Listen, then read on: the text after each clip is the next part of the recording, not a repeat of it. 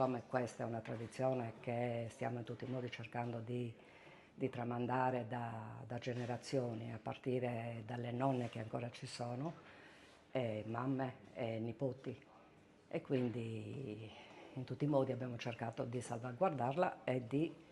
permettere di farla ordinatamente. Per questo abbiamo istituito questa associazione che è fondata,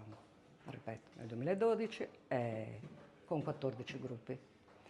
Noi ne abbiamo uno in più, il 15°, perché non tutte hanno la possibilità di poter usare, di potersi comprare, fare il costume sardo, e quindi molte partecipavano già da prima, e quindi abbiamo fatto il 15° gruppo per permettere a chi non ha la possibilità o non riesce a tenere il costume di poter partecipare, così per continuare il voto che da anni si sta perpetuando, perché questo è, tutti gli anni c'è sempre qualcuno che chiede una grazia, che va a ringraziare, perché non sembra, però